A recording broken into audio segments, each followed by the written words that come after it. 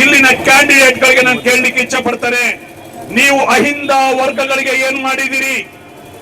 ಅಹಿಂದ ನಿಮ್ಮ 2 medical college, 2 engineering college, ಇಷ್ಟೆಲ್ಲ institution ಎಷ್ಟು ಅಹಿಂದ ವರ್ಗದ ನೌಕರರಿದ್ದಾರೆ ಅಂತ ಶ್ವೇತಪತ್ರ ಹೊರಡಿಸಿರಿ. ನಿಮಗೆ ಗೊತ್ತಿರಲಿ, ಇತ್ತೀಚಿನ ದಿನಗಳಲ್ಲಿ ಹೆಲ್ತ್ ಡಿಪಾರ್ಟ್ಮೆಂಟ್ ನಲ್ಲಿ, ಆರೋಗ್ಯ ಇಲಾಖೆಯಲ್ಲಿ 12 ಗ್ರೂಪ್ ಡಿ ನೌಕರರನ್ನು ನೇಮಕ ಮಾಡಲಾಯಿತು.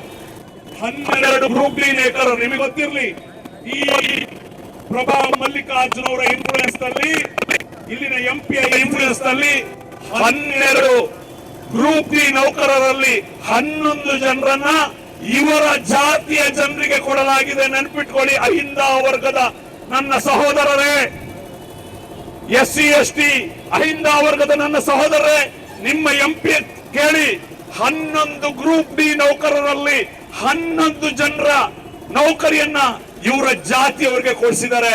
ನೆನ್ಪಿಟ್ಕೊಳ್ಳಿ, ಇವರು ಯಾವ ಪರ, ಯಾರ ಪರ ಅಂತೇಳಿ.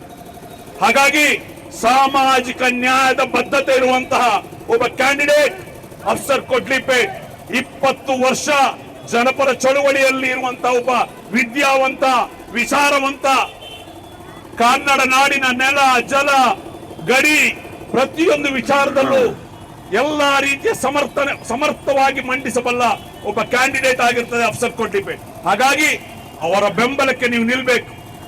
ಒಂದು ಬದಲಾವಣೆ, ಏನು ಕುಟುಂಬ ರಾಜಕಾರಣವನ್ನು ಇಲ್ಲಿ ಕೊನೆಗೊಳಿಸಿ ಒಂದು ಅತ್ಯುತ್ತಮ ಬದಲಾವಣೆಯನ್ನ ಈ ದೇಶಕ್ಕೆ ಒಂದು ಸಂದೇಶವನ್ನು ಕೊಡಬೇಕು ಅಂತ ಮನವಿ ಮಾಡ್ತಾ, ತಾವೆಲ್ಲರೂ ಚುನಾವಣೆಯ ಕೊನೆಯ ದಿನವರೆಗೆ ಫೀಲ್ಡ್ ನಲ್ಲಿದ್ದು ಒಂದು ಬದಲಾವಣೆಯನ್ನು ದಾವಣಗೆರೆಯಲ್ಲಿ ತರಬೇಕು ಅಂತ ಹೇಳಿ ಮನವಿಯನ್ನು ಮಾಡ್ತಾ ನನ್ನ ಮಾತನ್ನು ಮುಗಿಸ್ತೇನೆ.